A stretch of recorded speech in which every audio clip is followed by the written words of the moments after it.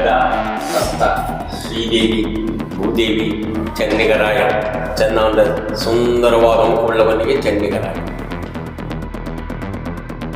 ఇంత సుందరమైన వాళ్ళు ఎవరు లేదని గర్వంగా నిలిచిండేది. అహంకారి, గర్విష్టే, తానే సుందరి అనే గర్వం, పొగురు.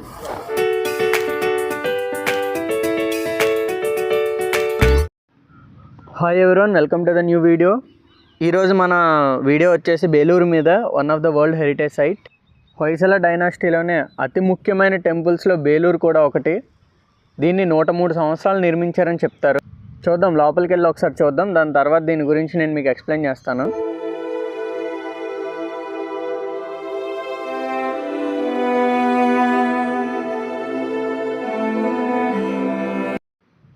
అయితే లోపల మొత్తం తిరిగాక నాకు అనిపించింది ఏంటంటే, దీన్ని నేను మీకు చెప్పే కంటే ఒక గైడ్ చెప్తే బాగుంటుంది అనిపించింది. అందుకే గైడ్ని మాట్లాడాం.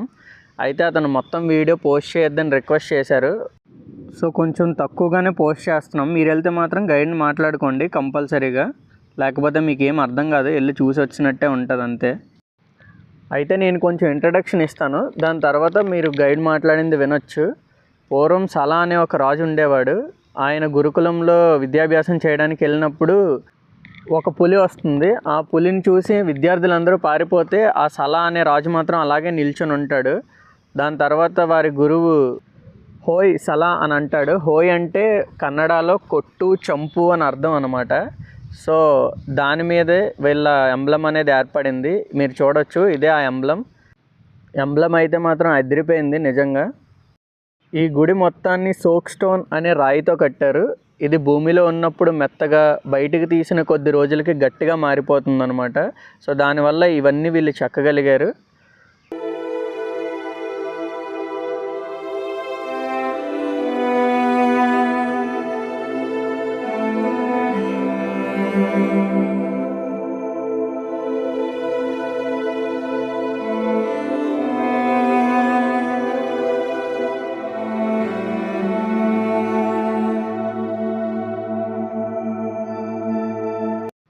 సో ఇక్కడ మీరు చూస్తున్న చిన్న విగ్రహాలన్నీ ప్రోటోటైప్స్ అనమాట.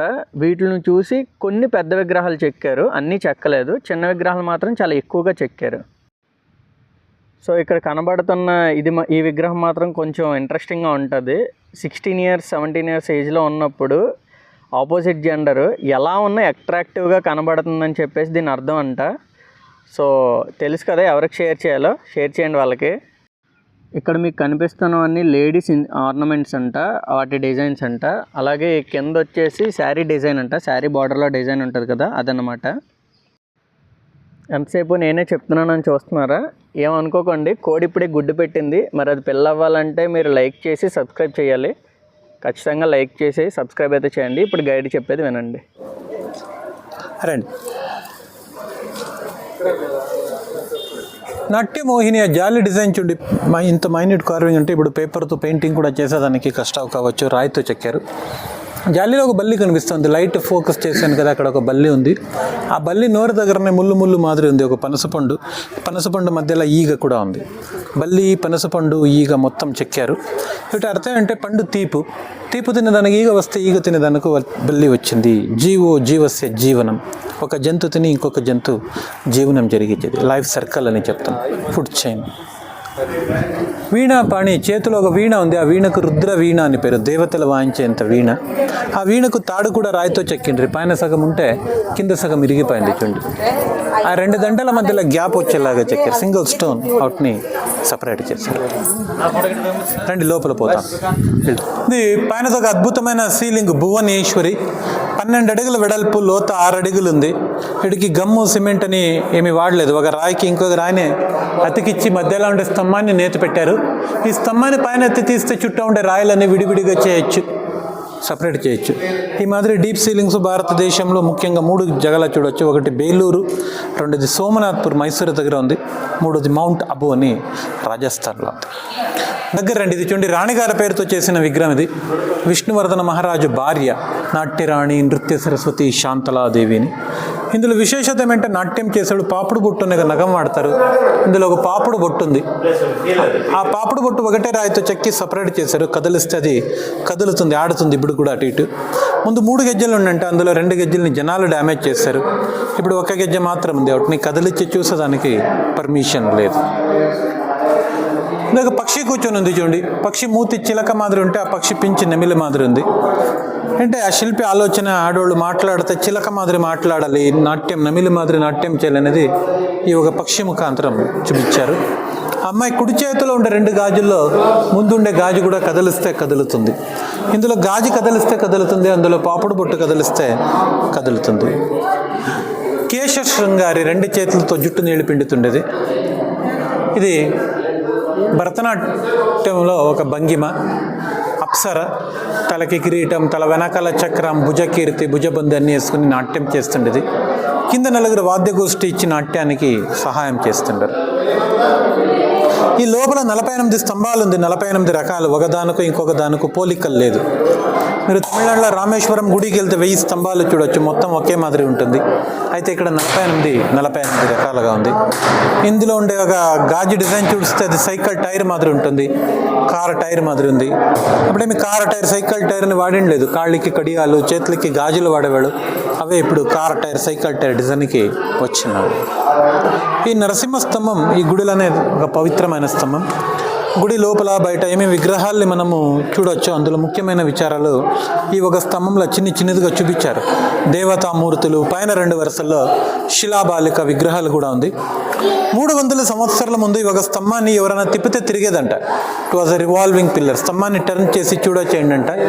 అయితే ఇప్పుడు స్తంభాన్ని తిప్పే కాదు, ఎందుకంటే గుడి బయట నుంచి ఒక పెద్ద శిఖరం ఉండంట. ఆ శిఖరం వాతావరణానికి పెట్టి పడిపోతే పైన రాయి ఇరిగిడిచి ఒకటి బరువు అన్ని స్తంభం పైన వచ్చింది. ఓవర్ వెయిట్ ఇప్పుడు స్తంభాన్ని తిప్పే కాదు. ముందు మహావిష్ణు మోహిని రూపం ఇది. భస్మాసుర రాక్షసుని చంపేదానికి విష్ణు స్త్రీ రూపానికి మారి నాట్యం చేస్తారు. ఒక రాక్షసుని మోహించాలి అంటే రూపం ఎంత అందంగా ఉంటుంది అనేది ఇలాగ చూపించారు. ఈ పద్మిని జాతి స్త్రీల ముఖంలో చూడండి, ముక్కు, నొసలి, గద్దం ఒక మెజర్మెంట్ ఉంటుంది. ముఖం పొడవు ఏముంటుందో అంతే నొసలి, అంతే నడువు కూడా ఉంటుంది. కన్ను చేపలాగా ఉంటే అది మీనాక్షి, కన్ను బొమ్మలు విల్లులాగా ఉంటే కామాక్షి, ముఖం రౌండ్గా ఉంటే అది చంద్రముఖి. చిన్న నడువు ఉండాలి, నాట్యం చేసేవాడికి అనుకూలం. సింహకటి. ఒక ముఖ్యమైన విచారం అంటే ఆడోళ్ళి కావచ్చు, మగోళ్ళి కావచ్చు, కాళ్ళ వేళ్ళు, బొట్టన వేళ్ళు, పక్కన వేళ్ళు పొడుగు ఉంటుంది. ఈ మాదిరి ఎవరికి ఈ మాదిరి 2వ వేళ్ళు బొట్టన వేళ్ళకింత ఎక్కువగా ఉంటుందో వాళ్ళకి ధైర్యం, శౌర్యం, అదృష్టం, ఐశ్వర్యం అన్నీ ఎక్కువగా ఉంటుంది. కమాండింగ్ నేచర్, డామినేషన్ పవర్ కూడా ఉంటుందని చెప్తారు. మొత్తం ఒకటే రాయి వర్క్. ఈ గుడిని 2 భాగాలు డివైడ్ చేస్తారు, నవరంగ, గర్భగృహాన్ని. ఇటు దాకా మనం ఏమి విచారాలు చూసామో నవరంగ భాగం ఎక్కువగా మనుషుని గురించిన విచారాలు ఉంది. ఈ వెనకాల భాగం ఏమి చూస్తామో అది గర్భగుడి భాగం.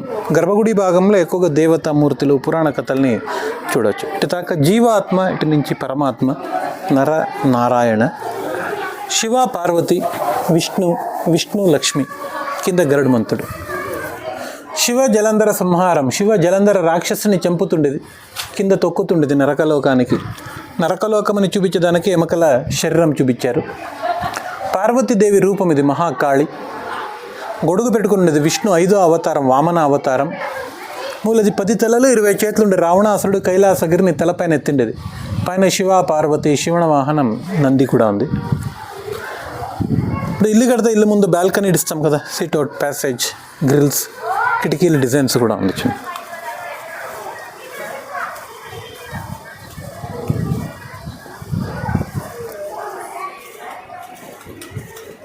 బ్రహ్మదేవుని తలపైన గంట నేత పెట్టిన గొలుసు చూడండి, మెటల్ చైన్ వాడతారు కదా, ఇంటర్లింక్డ్ చైన్ ఈ మాదిరి ఉంటుంది. విష్ణు 3వ అవతారం వరాహ, విష్ణు 4వ అవతారం నరసింహస్వామి. హిరణ్యకశిపు రాక్షసుని చంపి పేగులు తీసి మెడల మాల చేసుకున్నది ఉగ్ర నరసింహస్వామి. గజాసుర సంహారం. ఏనుగు రూపంలో వచ్చిన రాక్షసుని శివుడు చంపి నాట్యం చేస్తుండేది. ఏనుగు తోలు చీరుకొని శివుడు నాట్యం చేసేది. ఏనుగు తోలు చీరినప్పుడు చూడండి, కింద ఏనుగు తొండం, చుట్టూ ఏనుగు తోలు, పైన అటు ఇటు ఏనుగు పాదాలు ఉంది. శివునికి 16 చేతులు ఉంది. ఒక్కొక్క చేతులను ఒక్కొక్క ఆయుధాలు చూడొచ్చు. నాగరాజ, నాగరాణి, నాగదేవతలు. భైరవ కాలభైరవుడు రుండమాల నాగమాల ఉంది. శివుడు కాళ్ళకేసుకుని చెప్పవచ్చుండి, స్వామీజీలు వాడతారు కదా పావుకోళ్ళు, ఈ మాదిరి ఉంటుంది. హై హీల్స్ అని చెప్తారు. వెనకాల 2 లక్ష్మీ గుడిలు ఉంది. ఎడం పక్కల ఒక పెద్ద గుడి ఏముందో అది శ్రీదేవి గుడి, కుడి పక్కల ఇంకొక గుడి ఉంది, అది భూదేవి గుడి. ఎదురుండేది విష్ణు గుడి, వీరనారాయణ స్వామి గుడి. ఇటు మంటపం ఉంది, కళ్యాణ మంటపం. బ్రహ్మోత్సవం టైంలో కళ్యాణోత్సవాల్ని మంటపంలో చేస్తారు ఇప్పుడు కూడా. హొయసಳ రాజులు పరిపాలించినప్పుడు కట్టిన గుడిలు చూడండి, నక్షత్రాకృతిలో గుడిలు ఉంటుంది, స్టార్ షేప్ అని చెప్తాము. కోణాలు ఎక్కువగా వచ్చేలాగా గుడిలు కట్టింటారు. ఎందుకంటే గుడి స్క్వేర్ షేప్లో ఉంటుంది, ఆ మాదిరి ఉంటుంది, స్క్వేర్ షేప్లో ఉంటాయి. ఎక్కువగా విగ్రహాలను ఫిక్స్ చేసేదానికి కాదు. నక్షత్రాకృతిలో గుడులు ఉంటే ఎక్కువ జగావు చిక్కుతుంది, ఎక్కువగా విగ్రహాలను ఫిక్స్ చేయొచ్చని ప్లాన్ చేసుకొని ఈ మాదిరి నక్షత్రాకృతిలో గుడిని నిర్మాణం చేసింటారు. ఏనుగులు ఉంది చూడండి, మొత్తం 644 ఏనుగులు. విశేషత ఏమంటే ఒకదానికి ఇంకొక దానికి పోలికలు లేదు, అన్ని తేడా ఉంది. ఏనుగుల కింద చూపించింది బలం కోస్కరం, గుడి బరువు ఏనుగులు మోసావి అనేలాగా చూపించారు. 2వ వరుసలో సింహాలు ఉంది, ధైర్యానికి సంకేతం. 3వ వరుసలో గుర్రాలు ఉంది, గుర్రాల వేగానికి సంకేతం. రాజునికి బలం, ధైర్యం, వేగం 3 ఉండాలి అనేది 3 జంతువులతో చూపించారు. విష్ణు పాదాలు, అది పద్మ పాదాలు. లోపల దేవుని దర్శనం కాకపోతే పాద దర్శనాలన చేసుకోవచ్చు అనే ఉద్దేశంతో పాదం చెక్కారు, పద్మపాదం. భస్మమోహిని, మహావిష్ణు భస్మాసుర రాక్షసుని చంపేదానికి స్త్రీ రూపానికి మారి నాట్యం చేస్తారు, ఒక భంగిమ. ఇందులో విశేషత అంటే విగ్రహం క్రాస్గా ఉంది, విగ్రహాన్ని స్ట్రైట్గా పెట్టాలి. పర్ఫెక్ట్ 90 డిగ్రీ యాంగిల్లో విగ్రహాన్ని పెట్టి ఈ విగ్రహం కుడిచే చిన్న వేళ్ల పైన కొద్దిగా నీళ్లు పోస్తే నీళ్లు కింద పడేటప్పుడు అది అమ్మాయి ముక్కు పైన పడి, ఎద పైన పడి, ఎడంకాల బొట్టన వేళ్ళ పడిన నీళ్లు కింద పడుతుంది. చెయ్యి వేళ్ళ నుంచి కాలు వేళ్ళు తాక 4 పాయింట్ ఒక లైన్లో వచ్చే మాదిరి మెయింటైన్ చేస్తారు. అంత పర్ఫెక్షన్ ఉంది వర్క్. భస్మమోహిని అని పేరు. విషకన్య, ఈ అమ్మ విషకన్యాన్ని చూపించేదానికి కింద పీఠం పైన తేలు చూపించారు. ఈ తేలు ఎంత విషమైన జంతువునో అంత విషం ఈ అమ్మాయి శరీరంలో ఉంటుంది అనేది అర్థం. Poisonous lady. అంటే అహంకారి అమ్మాయి ముఖం చూడండి, ఎంత గర్వమైన ముఖం. తానే సుందరి, తనకింత సుందరమైనవాడు ఎవరు లేదని గర్వంగా నిలిచిండేది. అహంకారి, గర్విష్టే, తానే సుందరి అనే గర్వం, పొగురు. మయూర శిఖ హెయిర్ స్టైల్ చూస్తే నమిలి పించిలాగా ఉంది. చౌకేసుకుంటే రింగు చూడండి, నక్షత్రాకృతి రింగు వాడారు. కొరవంజి నృత్యం, చేతిలో ఒక డమరుగాన్ని వాయించుకుని నాట్యం చేసేది. మూలది అశ్వకేశి, హెయిర్ స్టైల్ చూడండి ఎంత పొడుగు ఉంది. పోనీ టైల్ అని ఇంగ్లీష్లో చెప్తారు, సంస్కృతంలో అశ్వకేశిని చెప్తారు. పాదాంగుళి, పెళ్ళైన తర్వాత ఆడోళ్ళు కాలు వేలికి మెట్టెలు వేసుకునేది హిందూ సంప్రదాయం. కాలు వేలికి మెట్టెలు వేస్తుండేది.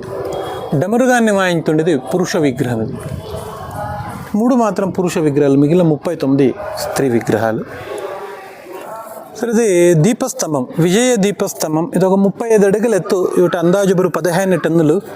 గమ్ము సిమెంట్ అని ఏమి వాడలేదు, ఇది గుంత తీసి పెట్టలేదు. స్తంభాన్ని ఊరికి పీఠం పైన తెచ్చి పెట్టారు. 3 వైపులు ఆనింది, 4వ వైపు పీఠానికి ఆనలేదు. ఆ ఒక వైపులో ఇప్పుడు కూడా పేపర్ ఖర్చు వేసి తీయచ్చు, అదే వైపులో పేపర్ వేసి అదే వైపులో పేపర్ తీయచ్చు. అయితే ఇప్పుడు అన్ని పైన ఎక్కేదానికి పర్మిషన్ లేదు.